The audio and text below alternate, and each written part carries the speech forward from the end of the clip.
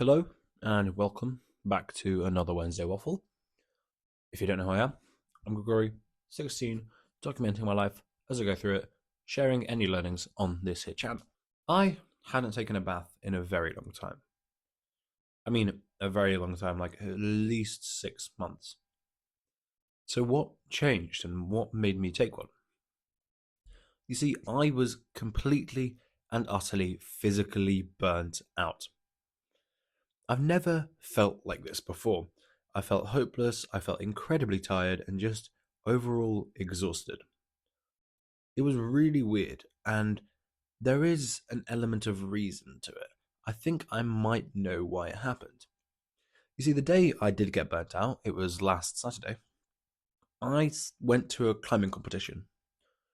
Climbing competitions are not like swimming competitions or running competitions. It's kind of just a bunch of people trying out boulders, seeing what they can do, especially the friendly ones like the one I went to. And it was a mixed experience. That's something I could go into later in another video and a newsletter and anything else, but I don't really want to go into it right now. But basically, there was a point where I just stopped caring, got almost really angry with the boulders, and started going really hard on them. However, going really hard has its own side effects, and I ended up really, really tired when I got home. When I say really, really tired, I mean that like the next day, I could barely feel my upper body.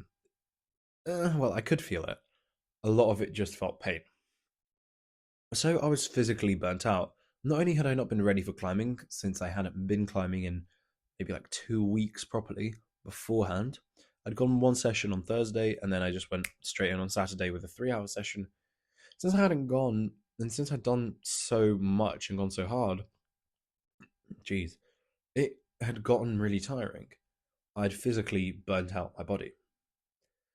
There is also a mental aspect to it because I had been going quite hard, relying a lot on discipline. If you had watched my previous videos, it was a lot of focus on discipline. I almost got annoyed with myself sometimes when everything just came back to this whole discipline thing. But really, everything just comes back to enjoyment, obsession, which is kind of, I mean, discipline's kind of a substitute for those two. Basically, I'd just been really busy and trying to be really disciplined as a coping mechanism. I'm not sure if you know this, but there are kind of two types of burnout.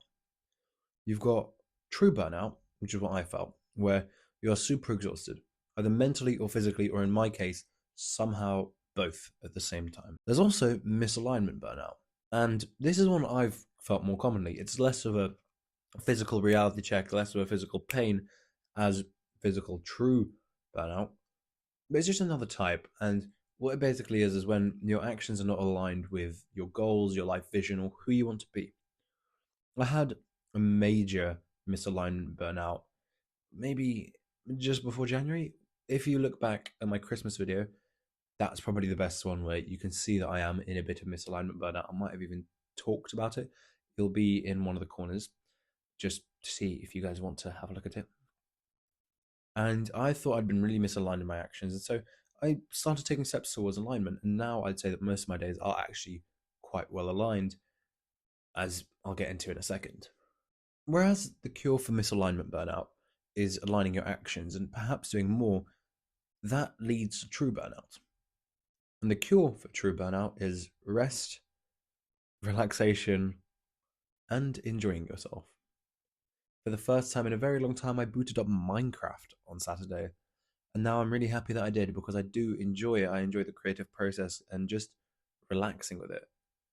For the first time, I had a bath, and as you will have heard, that was extremely relaxing. That is the way to counter true burnout. But if you want to make sure it never happens again, oh my god. If you want to make sure it doesn't happen again, the trick is kind of the same as misalignment burnout. You don't want it to be in this wave where you go, you do nothing, then you go to everything, and then you do nothing. You try to find this middle ground where you're doing what you think works, what is aligned, but also taking enough relaxation. Again, I might touch on this in future videos. I have an interesting idea about the concept of a warm up. However, that's for later. From there, I could kind of go on to any of the prompts I want to, but I'm going to go on to the one which is currently the closest to my heart, and that is that of Adeline Colin. If you'd watched my video, I think it was 26 or 25, about Dalinar Colin, his father, you'll have heard that I really idolized him for his discipline. Adeline is the son of Dalinar, the more good looking, more charismatic, and now I realize much more balanced person in the two. He's funny and he's a good person. He's in this book, in Words of Radiance. It's him and Dalinar and Kaladin. And I used to idolize Dalinar and Kaladin. Not even idolize, but I tried to live the same way they did. And, there's nothing wrong with that because they are both very good. But I realized that I'm not really someone who fully relies on discipline. I think there might be other people who do. Maybe it's a very low percentage, but I'm not one of those. And I want to have more balance, more enjoyment. And so I realized that Adeline's the perfect character. This more relaxed one who doesn't really understand the nature of all the rules, but he complies with them out of respect. And he doesn't understand that they are there for a purpose. He's an incredible duelist, and he's just, yeah, he's a funny character. And I'm kind of surprised I missed him. But this one feels right. If you'll have looked through my previous Wednesday Waffles, if you watch some, you'll hear that I talk about a lot of different characters and real life or fictional people, reaching from Tom Bombadil in The Lord of the Rings to Alexander Magos, who's a climber. I generally idolize a lot of people and try to aspire to be similar to them. That's my answer to the question of who are you? Who are you, as in who are you? That's my brother at the door, and that's why the bell is going off. But none of these characters have felt like Adeline. Adeline really feels like someone who I properly align with, and I've really been taking inspiration from him at school and at home as well. But as you know, this is a topic which I go into a lot, or I think I've gone into a lot. If I haven't, just comment it. So I'll leave it for now. But there's something else which I've commented on a lot recently, and that is inaction, not being able to do anything, and by extension, procrastination. I think everybody struggles with it, but just as an example from my life, I generally start watching YouTube and then don't do revision. That's the way procrastination really shows with me. It also happens sometimes with YouTube videos, a lot with sport, but I'm kind of putting sport on a back burner for now.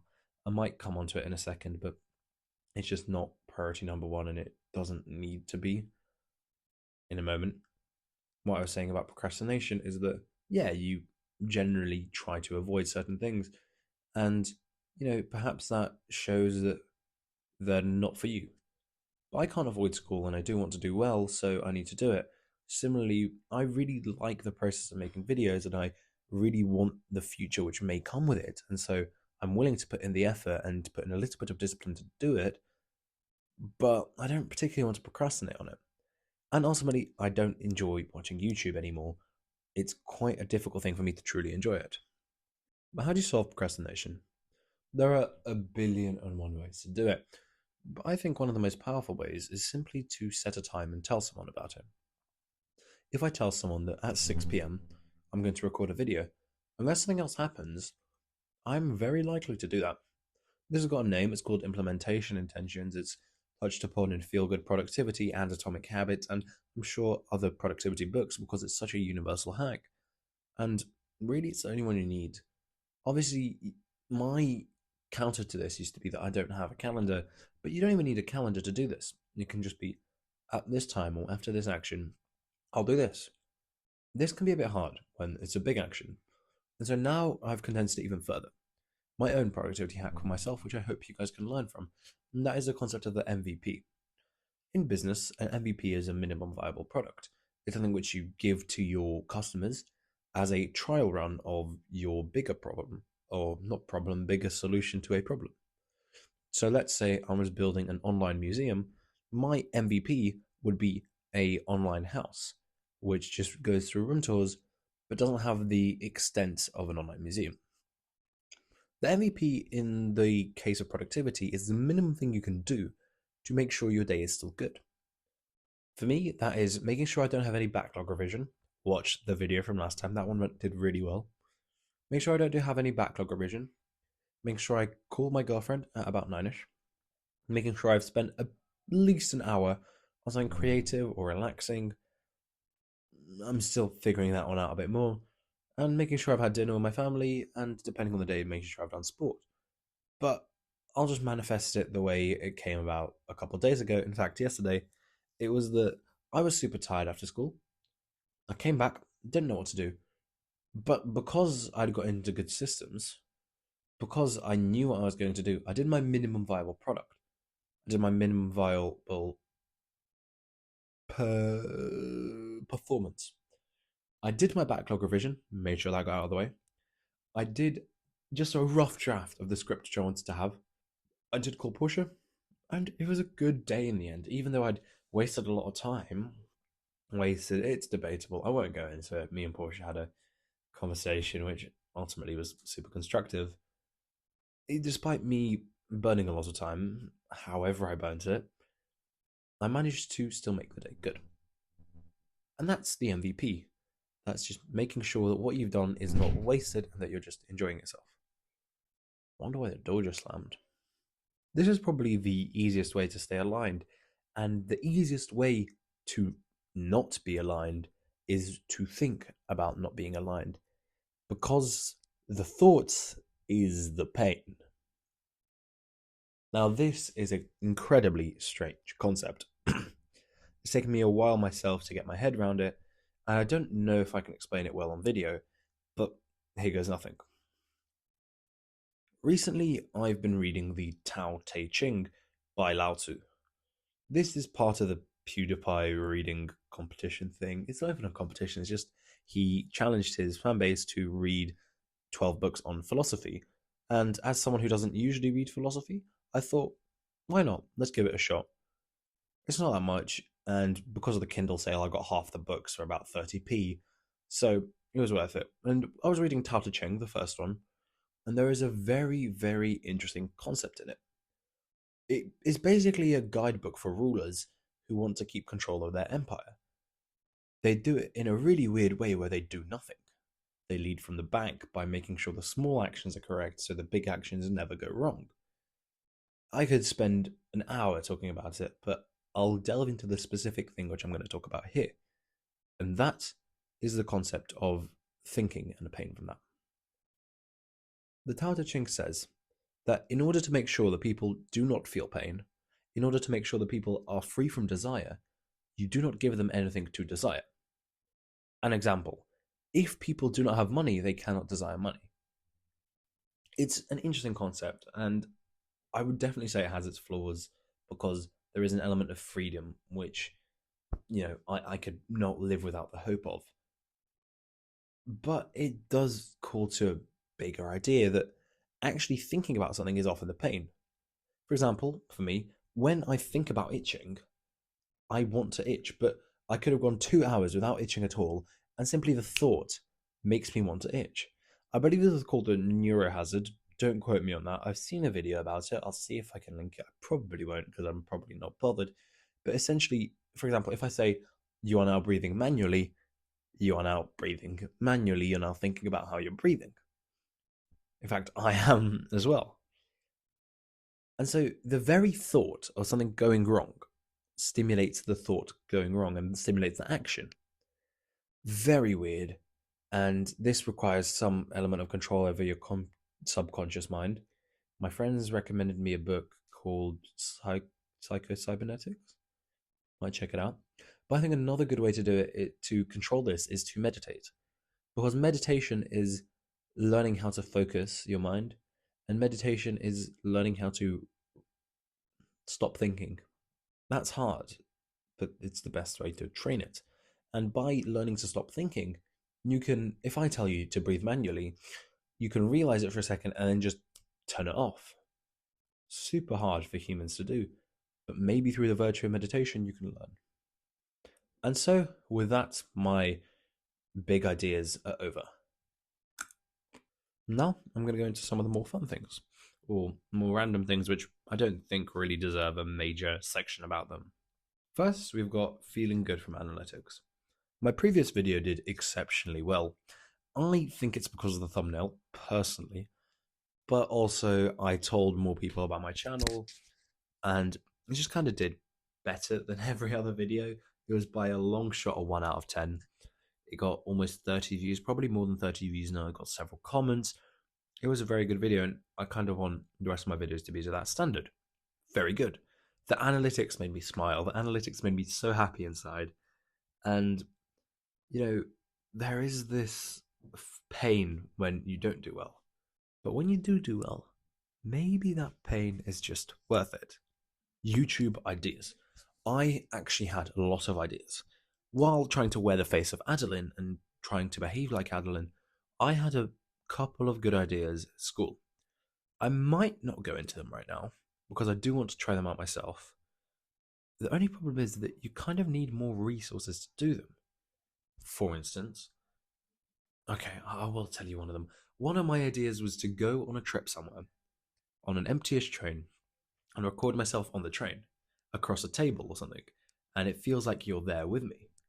I did something very similar on a train once. I really liked it. It gives me an excuse to get out of the house and see something. It gives me an excuse to make a video about any thoughts. It gives me an excuse to make B-roll. It just seems like a very good combo. Obviously, I need money and I need time for that. Hopefully, I'll do it during the half term. But that was just one of the ideas. I wrote the rest down. That was the one that stuck out to me because I felt really aligned with it. So, yes, the ideas are slowly coming, and this channel is slowly going to become more unique. I just need to make sure that when it does become more unique, when I do have that idea, I need to be ready for it, which is why hopefully the start of this video is slightly better edited and slightly more interesting than other starts of my videos because I am gradually learning. As you can see, I'm also wearing a scarf. Very weird. I'm indoors, but I really like it. I think it makes me look more formal, but also more casual. It's a very good combo. In fact, if I had the resources, I could even start a scarf business. Maybe someday. But I really like it. And it calls to something really interesting where wearing something or having something attached to your identity really helps boost it. And this is the ego, I guess, but I like the scarf. It makes me feel good. It makes me feel nice. It makes me feel wholesome. It makes me feel like Adeline. Maybe you guys have something like that. If you do, just comment it down below. Is there anything which you have, which you wear, which you express, which really makes you feel like yourself? For me, it's a scarf, or also it's a backwards cap. That really makes me feel like, damn, I'm really going against what is normal. And say what you wish, main character syndrome, I like it. Again, something I'll go into another day maybe, but I think a reason for something happening or a reason for something which you do as just being, I want to be different, I think that's perfectly valid. That's for another video. Please don't attack me. I know you guys won't because you're all nice. Next thing, and final thing, is face tanking pain. I think I'll make a newsletter about this at some point in the not so distant future. But to summarize, sometimes you need to take pain to the face to make sure you feel less pain in the future. And obviously, this is painful. Getting self organized is a good example of this, where it takes a little bit of pain to do it, it takes a little bit of friction, but once you do it, you feel good. Again, there might be a newsletter about this. I don't feel like it's worth going into in this video. And with that, the video is then over.